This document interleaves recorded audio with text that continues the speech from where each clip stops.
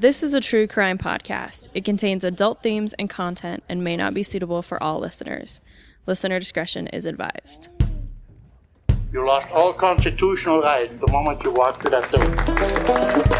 When the judge said down there, I sentenced you to 10 years at the Idaho State Penitentiary, you walked in that door, you was a number. And the inmates understood that. If you're out there and they're the passengers, you're in here, just lay down and do it.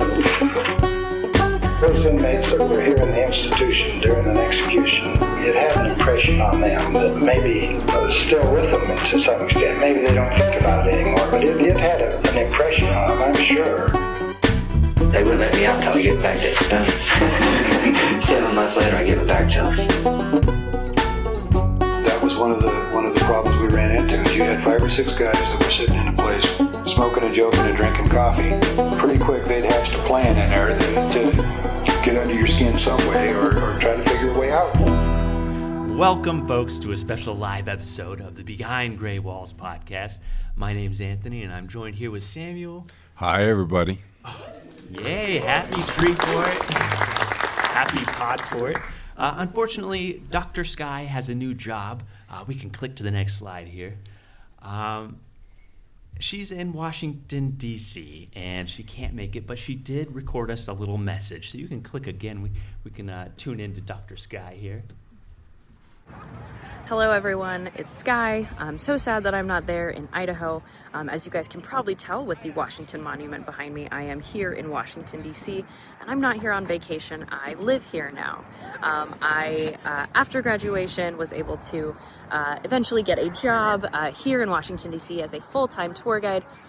So I'm taking all those skills I learned out at the old Idaho State Penitentiary and putting them to good use out here in our nation's capital. So I work for Unscripted Tours. So if you guys are on your way out to DC, please look us up. But I also wanted to show you, part of our tradition as professional tour guides in my company is we get lanyards and we start to put pins on for all the various museums that we can give tours of. And I was able to find in my collection at home this little pin that you can see. Says Old Idaho State Penitentiary Tour Guide, and so I get to have that anchor my lanyard, and it's with me all the time, so I won't forget my roots. But hope you guys have a great time at Treefort. As always, I wish I was there, but busy season out here with spring break, with the cherry blossoms. So anyway, hope you guys have a great time. We always love Treefort and Podfort. So hello to all of you, and I miss you, and hopefully we will be on back regularly soon. Thanks, guys. Bye. Yeah, we miss Sky. Sam, happy Treefort. Happy Treefort, Anthony. What are you looking forward to seeing this year? We're going to Josh Ritter and Reckless Kelly, some great Idaho bands. Very cool. Awesome. There's this awesome band called AKA Bell playing tomorrow at the park. Shameless plug. It's free. You guys we all better go. No, there's some amazing acts. How Did This Get Made? Another podcast of The Egyptian is going to be amazing. So many people here. This is so awesome. Thank you all. Well, we can go to the next slide. Today, I am covering a gentleman named Walter Lei, number 7062 and number 8174. Up on the next slide here, if that can get there. I must warn you that this is a true crime podcast and contains adult themes, a directly quoted insensitive racial remark, violence, and murder. So listener discretion is advised as usual. My sources today: prison files held at the Idaho State Archives, digitized historic Idaho Statesman newspapers on Newsbank offered by the Boise Public Library, we love them, newspapers.com, ancestry.com, and findagrave.com. So Walter Lei here. His parents were both born in Russia in German colonized towns. His mother Alice came to the United States in 1906 with her family, and his father Adam arrived in 1912. They met and married in Nebraska in 1915, and together Adam and Alice had 8 children, plus one boy Adam had before their marriage, bringing their total to 9 first-generation Americans. Walter was a third son among the first 4 boys born on September 21st, 1920, followed by 5 sisters throughout the 1920s. The family worked on a farm in Scottsbluff, Nebraska. Anybody been there? Hey, yeah, we got Nice. one. Yeah, do you recognize the bluff? There's like a tunnel that goes through it. I was very interested. I went into a deep dive. I won't share that today. Don't have time. So Walter recounted a generally happy childhood to prison authorities, noting his immigrant parents were fair and caring despite economic hardships. The Great Depression hit the family hard, exacerbating the challenge of farm life, which often pulled him away from school. He ended up dropping out around age 15. The first trouble I found Walter came at the age of 16. On February 14th, 1937, in Minnetonka, Nebraska, he was caught with a, quote, formidable pair of brass knuckles. Next slide, please. Walter claimed he found them and intended to sell them, but someone snitched on him. He was arrested and charged with carrying a concealed weapon. Pleading guilty, Walter was sentenced to an indefinite term at the boys' school at Kearney, Nebraska, a reformatory that housed 167 boys that summer. During his time there, the institution was undergoing significant changes. The State Board of Control sought to replace old punitive measures with new rehabilitative programs focused on education. They fired this director that had been working there for 24 years. Walter stayed at the boys' training school until he petitioned for parole in January 1938, which was granted. He left Nebraska to join his family, who had relocated to a farm in Greeley, Colorado. The fresh start was short-lived. Walter soon found himself in trouble again after getting involved in a fight, violating his parole. He was sent back to the boys' school for another 60 days, although he was released early and returned to his family in Colorado. On November 17, 1938, Walter married Bertha Zoloff in Brighton, Colorado, and both of Bertha's parents, like Walter's, hailed from Russia. Shortly after their marriage, the couple, together with the rest of the Lei family, relocated to eastern Idaho.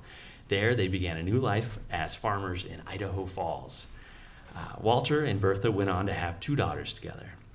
Now, Walter kept his nose clean for about 5 years. Then, on June 15, 1943, a 22-year-old Walter got into a drunken brawl with a 55-year-old man named Paul Woods in Portland, Oregon.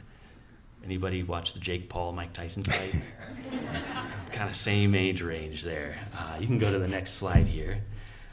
Walter was arrested and charged with assault and battery and disorderly conduct. When he went before the judge, he told him, quote, "I just let him have it." The judge responded, "I'll just let you have it. 180 days in jail and a $100 fine." Mm-hmm. Well, here's Portland jail. And this great quote in the newspaper. Had he served his full sentence, Walter would have seen the inside of the Portland cell until the end of 1943. However, once again, Walter was granted an early release and made his way back to Idaho Falls. This was likely due to the severely overcrowded conditions of the Portland jail at that time. Now, Walter's young sister, Rose, eloped with one of Walter's friends, Robert Bench, on October 16, 1943. She was 19 and he was 22. Less than 2 weeks later, their whirlwind romance escalated into a wild brawl. On October 29, 1943, the Friday before Halloween, Walter and his older brother, Herman, were out drinking downtown with their new brother-in-law, Robert. An argument flared up between Robert and a local man named Harry Brower, and reportedly over this comment that he had made to Rose.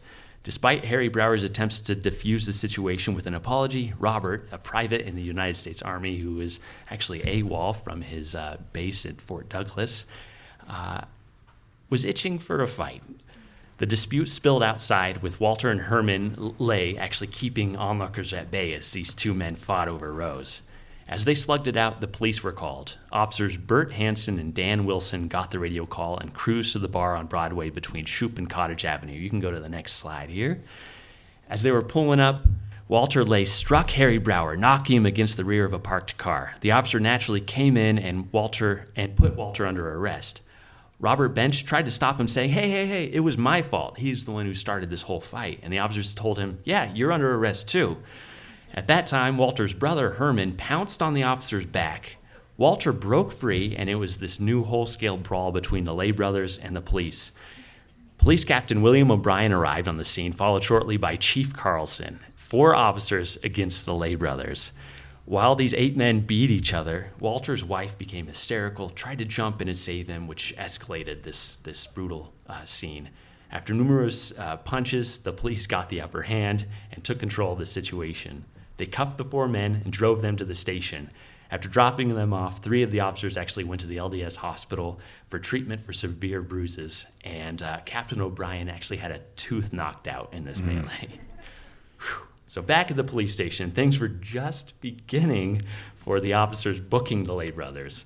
Herman Lei, a Navy man who had recently fought in the Pacific during World War II, told the police, quote, "I went to war to kill Japs, and now I'll kill some flat feet."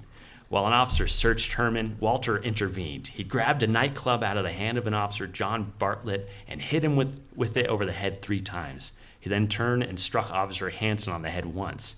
Both officers fell to the ground, and another officer rushed in and beat Walter with the sap to pull the nightclub from him. It took 4 officers to actually drag them and place them in a cell that night. So both Lei boys stayed in the county jail under a $500 bond for resisting officers, and Walter was also charged with assault with a deadly weapon for hitting the 2 officers with a nightclub.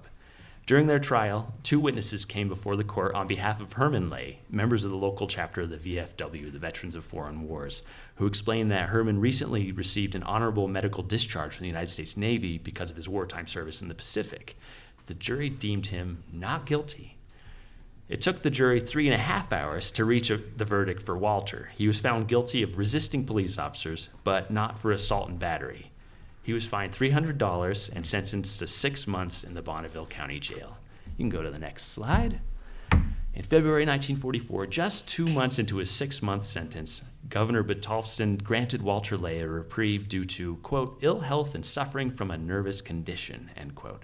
As part of his release conditions, Walter was instructed to abstain from alcohol, which his life would have been drastically different if he just did that, and leave Idaho Falls within 30 days, which is lenient for beating up several police officers. The directive for Walter to leave town wasn't enforced at all. By August 23rd, 1944, 6 months post-release, Walter was drafted into selective service, ready to follow his brothers who had and were serving in World War II. You can go to the next slide here. The night before his deployment, trouble found Walter again at the Corner Bar on Broadway in Idaho Falls, where a knife fight left him and his drunken opponent with severe wounds. Both men were arrested for disturbing the peace, and Walter was fined $100.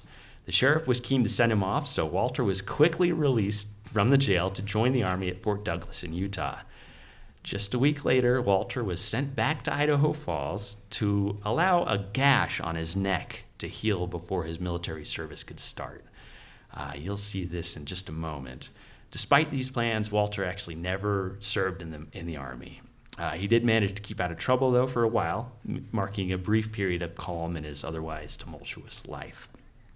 On October 27th, 1946, so this is about a year and a half, 2 years, Walter and his brother-in-law Cecil Cleverly visited the home of a moonshiner named William Welke after spending time digging spades in the fields. After buying and consuming whiskey there, Walter, fueled by liquor and greed, decided to rob William.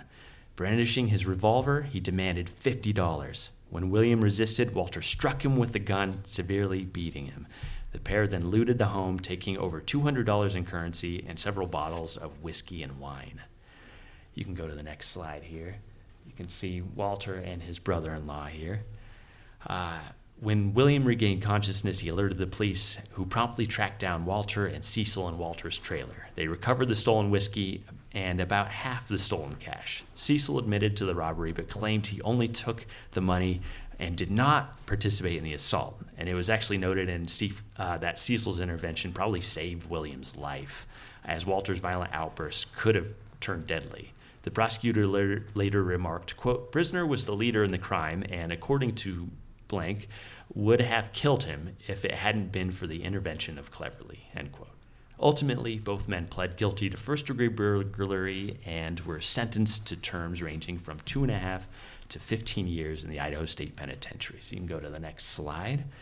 So his intake form here, this is what we call a Bertillon or Bertillon form. Walter Lei, number 7062. He arrives December 5th, 1946 from Bonneville County. He's 5 feet 9.5 inches tall, 142 pounds. He had blue eyes, dark blonde hair, a Roman nose with a crease, medium complexion. He's 26 and he's Lutheran. He had a knife wound mark on his left side, and he listed his occupation as laborer. Walter's Bertillon shows that he has cuts and scars on his face, including above his right eye, to the left of his left eye, across his nose from a car crash, a rollover that had occurred just a few months prior, and on the left side of his chin from the knife fight. A cut scar on the back of his left torso, a cut scar on his right ring finger, and his left hand. He had a broken pinky and a broken ring finger. He had a tattoo on the back of his right forearm, which was a, quote, nude girl with a flag wrapped around her. And below that was a number. And I was like, what is this number? It was his social security number, tattooed. Yeah, so obviously I'm not going to read what that number is, but that was also tattooed there. Probably a drunken idea. Like, I'll never forget it now. So the district judge wrote that Walter was neither industrious nor frugal, and he was a menace to society. And regarding his criminal tendencies, the judge wrote that Walter, quote, apparently gets into trouble when drinking, end quote. The prosecuting attorney wrote, quote, prisoner has a long record of criminal activities consisting mostly of being drunk and disorderly and assault and battery. He's beaten up several policemen during the past several years, and apparently has conducted a one-man war against all police. I am convinced that when prisoner is released from the penitentiary, he will immediately resort to his old habits, end quote. Yeah. So while Walter was in prison, Bertha actually found herself without any support, and so she filed for and was granted a divorce on July 11th, 1947. Post-World War II, the prison experienced significant influx of prisoners, prompting an expansion of facilities and programs. You can go to the next slide, see some plans that were drawn up for what we call 2 Yard. This is where all the botanical garden is now, and construction of new cell houses. They also started to expand Eagle Islands. Anybody been to Eagle Island? That was the prison farm, and they raised all kinds of food out there. Now, Walter kept himself busy working various jobs within the prison, from working in the dining hall as a dishwasher, working in the root cellar, and even in the bowl gang. He was granted a parole on November 15th, 1948, less than 2 years into his sentence, and he got a job with one of his other brothers-in-law. Less than a year later, he was back for a parole violation on June 16th, 1949, after getting into a... Couldn't have been a fight, could have. Yes, a bar fight at the Mint Bar in Boise, in which he beat up 3 other men and his girlfriend and was extremely unruly and violent towards the police who attempted to arrest him. So he returned to the penitentiary, and it took several months before he landed a new position. On November 4th, 1949, Walter took on the role of managing the outside trustee candy wagon. This is the first time I've ever seen that as a job, a candy wagon. So likely he worked in the commissary. He went around and took people's orders for candy and other goods and things. But he held this until June 1st, 1950. And according to Warden Clapp, quote, one of Lei's duties as a trustee was to remove garbage from the women's ward at the prison. So you can go to the next slide here. So here's a good image of the women's ward. This is actually a photo from around the time period of the women in that main dorm area. All right, you can go to the next slide. This is where he met our next subject. These are the 7 women that were incarcerated at this point. Walter would have interacted with these women while he took out the trash, and one caught his eye. You can press the next slide. Yes. Chlorine Herring. Chlorine Herring's life paralleled Walter's. Born Chlorine Minkin on September 11, 1923, in Shidler, Oklahoma, Chlorine grew up in a large, close-knit family of 6 siblings. Despite a happy childhood, her family struggled financially due to her father's job as a farm laborer, leading them to move frequently with the demands of crop rotation. At 17, after her father's death, she dropped out of school to work various jobs to support the family. Her first arrest came in 1943 in Phoenix, Arizona for disturbing the peace, marking the beginning of a series of run-ins with the law in Oklahoma, Arizona, and California for charges including assault, loitering, and forgery. By 1948, Chlorine was the common-law wife of Claude Worley Herring. The couple lived in Rigby, Idaho, where Claude had a solid job. Next slide, please. Despite their seemingly stable financial situation, Chlorine's pursuit of easy money led to both of their incarcerations.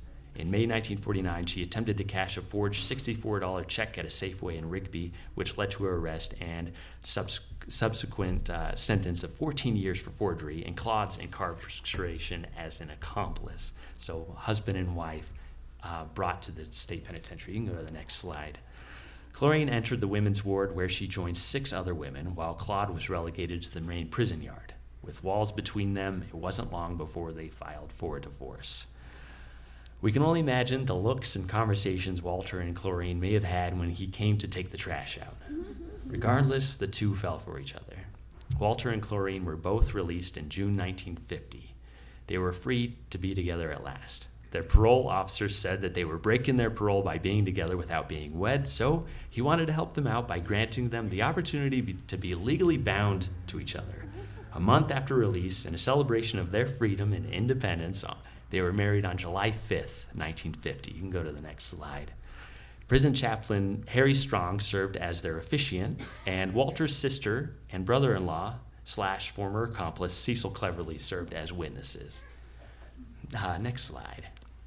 They celebrated their union with a honeymoon in Arizona before returning to Idaho Falls. Meanwhile, Walter's parents relocated to Boise, settling just a few blocks from our current location on 11th Street between Miller and Myrtle. Next slide, please. So this used to be a seed building. So this is like the Boise Seed Building, which is pretty amazing. They've converted it into this beautiful theater space we have now. You can see the seed building right down here. Once the honeymoon was over, reality began to set for these two young people, 29 and 26 years old, with prison records. The stress of finding work, upholding their parole agreements, and the constant shadow of the prison probably weighed heavily on them. Next slide. Back home, Walter and Chlorine's relationship turned turbulent. Friends said Chlorine often criticized Walter over trivial matters, sparking loud arguments. The couple frequently consumed large amounts of alcohol, and after one fight, Chlorine spent a night away with another man. This simmering tension reached a boiling point on the evening of February 13th, 1951. After spending a day out drinking, Chlorine called their parole officer to report issues with Walter, but later reassured the officer that they'd resolved their disputes. However, the peace was short-lived. That same night, at the home of Cecil Cleverly, Walter's brother-in-law and former accomplice, located just 2 doors down from his parents' house, an argument reignited over a job Chlorine said she had lined up. Walter had spoken to the man about the job and knew she was lying, and the two began screaming. Chlorine hit Walter with a glove full of money, and Walter, quote, went blank, end quote. He pulled out his pocket knife with a 4-inch blade and began thrashing. Next slide, please. Chlorine, quote, suffered approximately 20 stab wounds in the left side, stomach, throat, left shoulder, head, and left arm, end quote.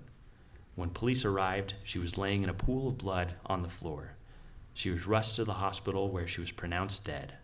Walter was sitting with his head in his hands, and this time didn't put up any resistance to police.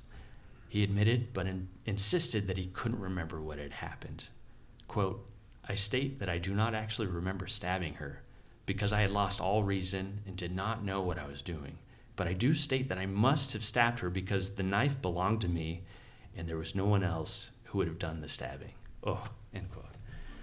Whew. So he was sentenced to life in prison for murder in the 2nd degree. You can go to the next slide. Walter served most of the 1950s in the Idaho State Penitentiary, a time when he was put to hard labor, constructing 4-house, 5-house, maximum security, and the 2-yard. He received a parole in March 1958, but a year later violated the parole on July 1st, 1959. He was returned to the prison where he remained until January 15th, 1964. He was paroled. 3 months later, he was granted a final discharge on April 14th, 1964. He even spent some time in the prison in Washington and Walla Walla for being a habitual criminal. But you can go to the next slide here. He ended up moving to Yakima, Washington, where he died at the age of 67 on March 26, 1988.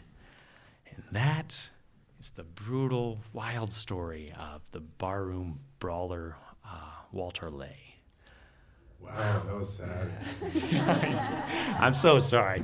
You know, usually I try to tell stories that are like uplifting and positive and like musicians and these guys that really redeem themselves. And this year I was like, I'm going to go brutal. And do I regret it a little bit? Maybe. But now let's turn it to you. I know you have an awesome story today too, Sam. Well, you have to be patient with me. We were unable to fit all of our fantastic voice actors on stage.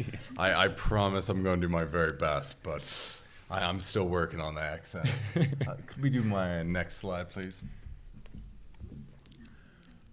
On August 28th, 1891, Sterling Tucker set out on a grouse hunting trip.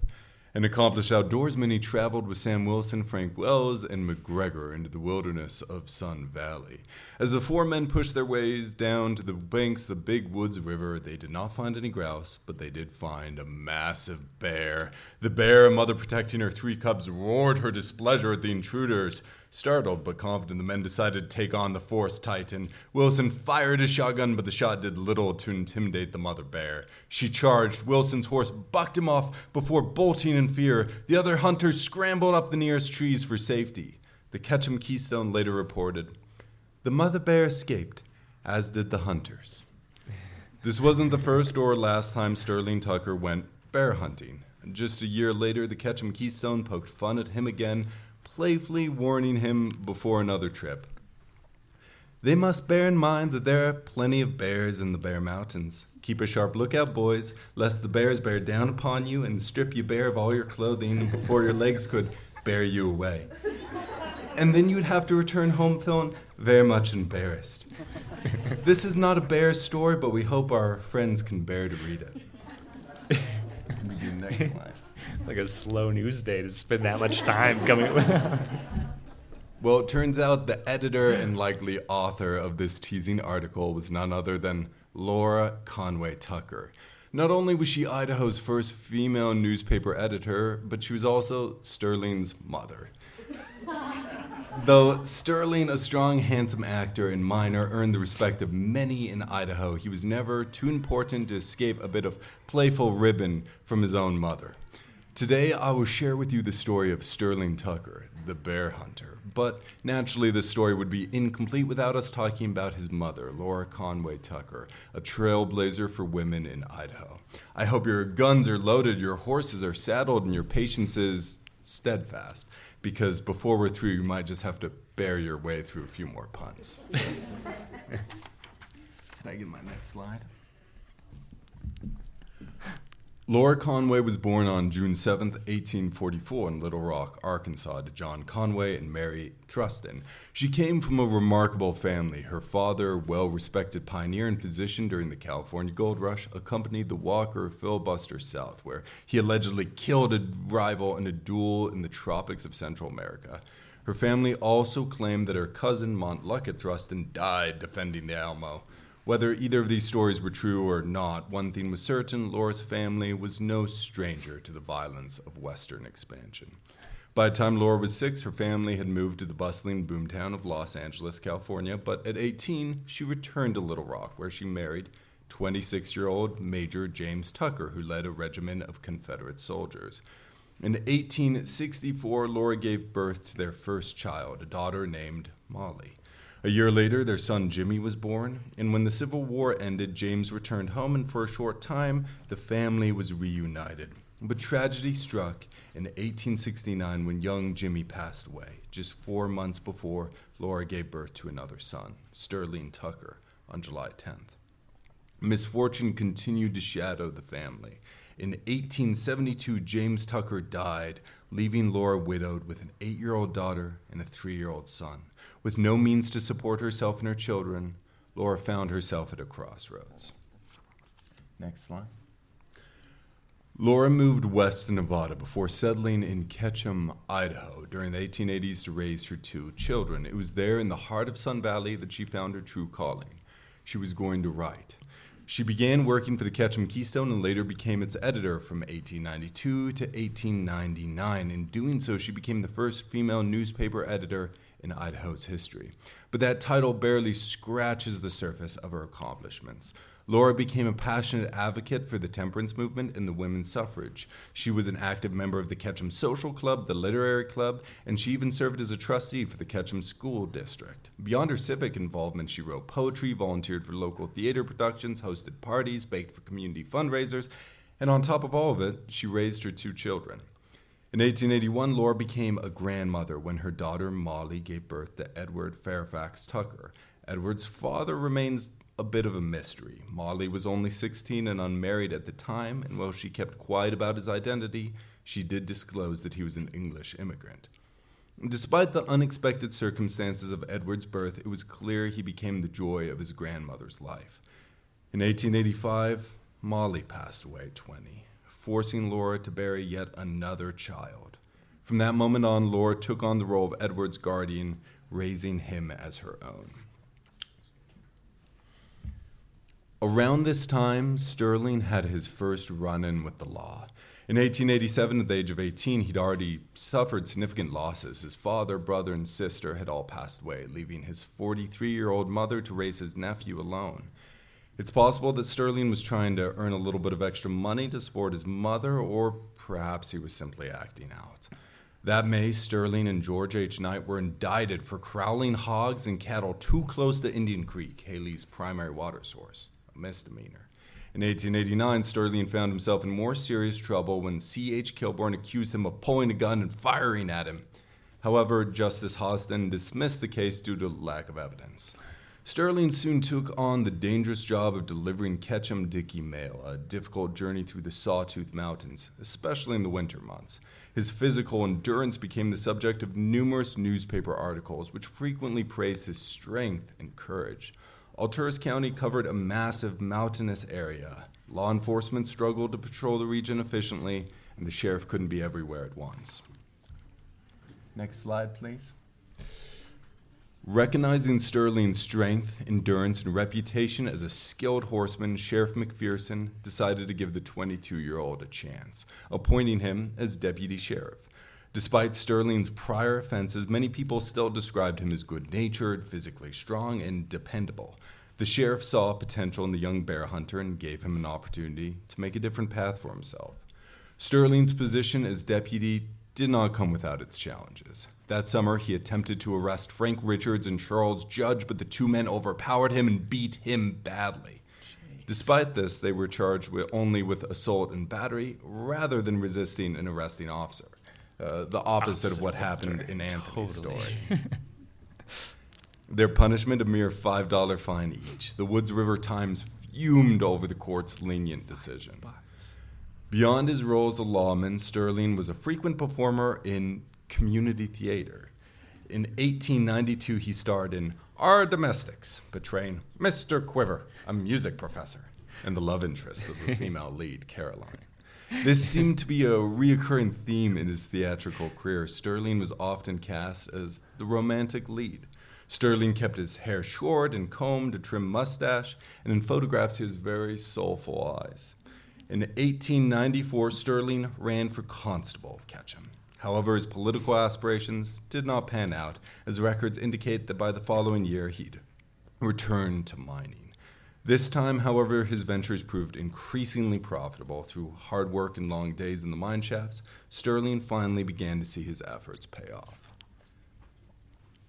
Stepping away from Sterling for a moment while her son tried out different careers, Laura remained as busy as ever. In 1892, a Ketchum Keystone editorial about the Women's Social Club stated, "Members will fully inform themselves upon the issues of the day and prepare for the time when they too shall have a voice in government affairs."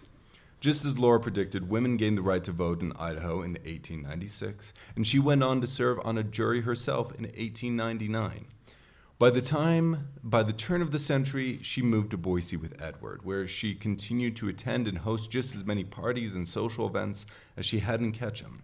One such event to which the governor's wife invited her was a jolly plunge party at the Boise Natatorium, a large aquatic swimming pool, saloon, and clubhouse located off Warm Springs Avenue. Apparently, this party made a big splash among the Boise elite. Right across from the prison. Yeah, that's nuts. She owned homes in several places you might be familiar with, including 8th Street and Jefferson Street. The Boise location I learned the most about from her writing was Pioneer Street. Originally located between Julia Davis Park and Pyatt Brewing, Pioneer Street was Boise's first lover's lane. According to Laura, this path was lined with beautiful trees, golden grains, and flowers that could be woven into crowns. She also saw potential in the nearby Julia Davis Park, where many of us will be watching concerts here tonight and through the rest of the weekend. 3:30 tomorrow, a.k.a. Bell. 3:10, thank you. Oh my gosh. 3:10. We'll still be everybody. playing at 3:30 if you get there. Laura wrote, "The moon and stars may look down on a pile of waste with a smile, knowing someday it may be a beauty spot. Go to Julia Davis Park and see what a beautiful place can be made out of a dumping ground." She concluded about Lover's Lane with these words. "The trees of Lover's Lane could not have whispered of light hearts, broken hearts, or misunderstandings, for those things are what we think, hear, and see. It makes no difference what the street is today. In the future, it may give to the living what it gave to the pioneer of 1863. Love that. By 1901, Sterling Tucker had found work in a small mining camp of mineral located about 100 miles north of Boise, just beyond the city of Weiser. There, he took up residence at Maggie Hubbard's hotel while working in a local mine. The nature of Sterling's relationship with Maggie is unclear. He may have been nothing more than a boarder in her establishment. However, at 31 years old, the longtime bachelor might possibly have had feelings for Maggie. If he did, he wasn't the only man in town. Another man had also taken notice of the young businesswoman, Samuel Matthews. Matthews, 34, was born in Ohio in 1867. He experienced a tough childhood. His father died when he was 6, and by age 10, he had left home to work as a laborer. In mineral, he had not endeared himself to the community. The Weiser Semi-Weekly described him as having picked a quarrel with every man he's worked with, while the Idaho Statesman went as far as calling him the most unpopular miner in camp. Dang. How do you earn that? Jeez. Yeah. Matthew, for his part, did not think highly of his fellow miners either. He dismissed them as saloon bums and loafers. Standing 5'8" and weighing 140 pounds, Matthew was a bit on the smaller side with dark brown hair pushed this side, a brown mustache, and dark gray eyes. Despite the scars across his face, he was still considered a handsome man. On the morning of January 19th, 1901, Matthews got into a heated argument with Maggie. He criticized the company she kept and singled out several of the men who boarded at her establishment, calling out Sterling Tucker by name. His words so upset Maggie that she went and told Sterling. That afternoon, whether to defend Maggie's honor, his own, or both, Sterling confronted Matthews. He found him lounging on a bench in the hotel office. Sterling demanded an explanation for the remarks made that morning. Matthews, unfazed, responded, "I said it, and you may take it as you please." Sterling's temper flared. He lunged at Matthews, knocking both men to the floor before quickly scrambling to his feet, ready for a fight. But Sterling wasn't a man to strike an opponent while he was down. He stood back, waiting for Matthews to rise and face him. Matthews got to his feet, but instead of engaging, he turned to leave. Then, in one fluid motion on his heel, he spun. In a flash, he drew his gun. The room exploded with gunpowder and smoke. A single bolt hit Sterling in the gut. He crumpled, then collapsed to the floor. Matthews stood over him. "How do you like that, Tuck?" As Sterling writhed in pain, the bystanders rushed to his aid, but Matthews wasn't done. He fired his gun in the air, forcing the crowd back, refusing to let anyone tend to the man bleeding out on the floor. He paced the room, muttering to himself, "You will you? You will you?" Finally, after several agonizing minutes, he turned and casually walked out of the hotel. He made his way to the saloon, found the justice of peace, and calmly turned himself in. As word spread of the shooting, the camp wasted no time. Messengers were sent out, one to fetch the nearest doctor, another to inform Sterling's mother of what had happened.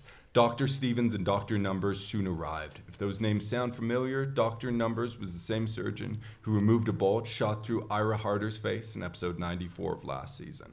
The doctors got to work immediately, but the outlook was bleak. The bullet had torn through Sterling's abdomen, exiting near his hip. While there was no bolt to remove, the internal damage was extensive. The camp rallied around Sterling, a man who'd been a friend to so many. A collection was taken up, and in no time the miners had raised $100, nearly $4,000 in today's currency, to cover the medical expenses. But when Laura arrived in Mineral, the situation had already turned grim. Meanwhile, in town, tempers flared. Rumors of a lynching began to circulate, and tensions rose. Fearing for Matthew's safety, the local authorities moved him to Weiser, locking him in the town jail. The nervous man now relaxed as he settled into his cell. He remarked to a guard, "The reports you've heard are true. I chopped a man up and made him a cripple for life." Back in Mineral, the doctors were blunt.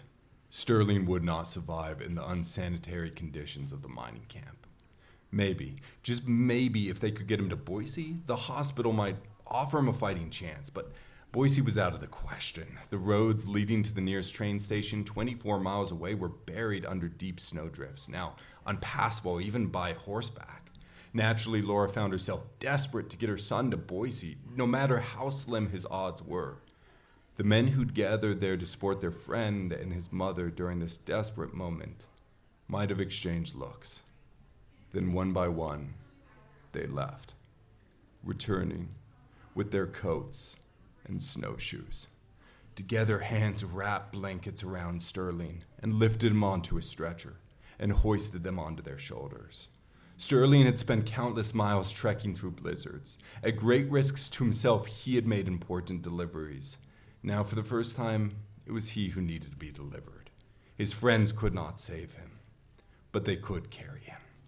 Through deep snow, against bitter winds, with a heavy burden, they pressed on, step by step, mile by mile. They carried Sterling 24 miles to the train station. The train carried him to Boise, where doctors rushed him into surgery, but the damage had been done. On January 25th, 1901, Sterling Tucker succumbed to blood poisoning. Wow, that is wild. Matthews pleaded not guilty on a plea of self-defense. The jury found him guilty of manslaughter, and on March 16th, Judge George Stewart sentenced Matthews to 7 years of hard labor at the Idaho State Penitentiary, where he received the number 799.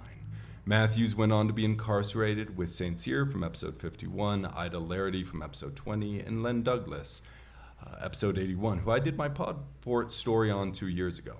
While in prison, Matthews remained on good behavior. Warden Whitney recommended him for parole in 1905, and on April 15th, the prison granted Matthew his release after 4 years incarcerated. After the death of her son, Laura published a thank you note in the paper dedicated to the businessmen and ladies in Mineral, as well as to the 18 miners who carried Sterling to the train station. It read, "I desire to express my heartfelt thanks and assure them that their many kindnesses were a material comfort to him in his suffering, and to myself and my son Edward in our sorrow and bereavement. Very truly yours, Laura C. Tucker." Laura shipped her son's body to Ketchum to have him be buried next to his sister Molly. Laura then watched as her youngest child, her baby boy, who she'd watched in community theater and teased for his failed hunting expeditions, had dirt shoveled upon his coffin. That would be the day Laura buried her last living child. Sterling's career might have been over, but Laura had plenty of work still to do. She went on to play a large role in the campaign of Senator William Borah and continued to be a contributor to the Idaho State Press Association. Laura moved to California to be closer with her family, taking her grandson Edward with her. Edward went on to have a distinguished business career. He operated a stock growers association with Governor Frank Gooding, and he married Miss Madge Lingerfelter of Boise, the daughter of Boise's district attorney. After the Ketchum Keystone closed its doors in 1899, Laura held the most complete collection of the newspaper. By doing so, she preserved a significant portion of Ketchum's history. In 1917, she sold the paper to the only group she trusted to take care of the precious documents, the Idaho State Historical Society. So cool. Laura passed away in 1922, at age 78. History is powerful, but it can also be painful. Two facts I am confident Laura knew all too well. But no matter the heartbreak, it is and always will be worth preserving. Just like Boise's Lover's Lane, our history contains a wide variety of stories, but by preserving our history, I can guarantee in the future it may give to the living what it gave to the pioneer of 1863.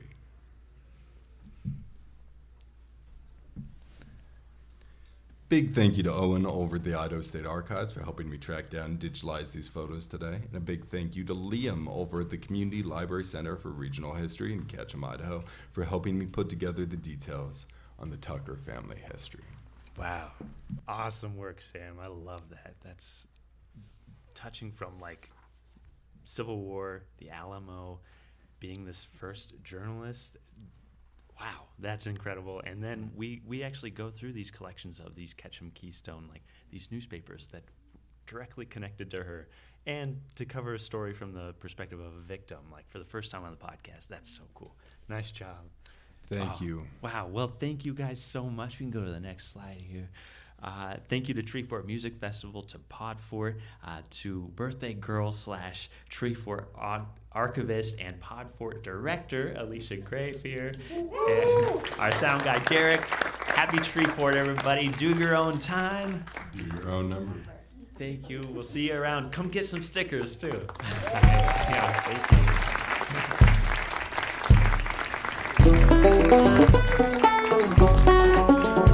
Oh, and stick around for Ghosts and Garnets next.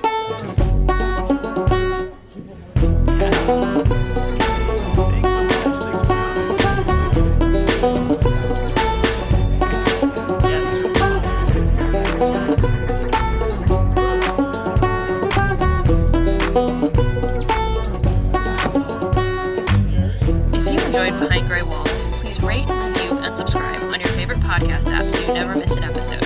Not only do we get to hear your feedback about the show, but it helps others find us as well. If you're interested in finding out more about the podcast and to see mugshots of the inmates featured in today's episode, follow our Facebook group at Behind Gray Walls Podcast. And we have a podcast Instagram as well. You can find us on Instagram at Behind Gray Walls Pod.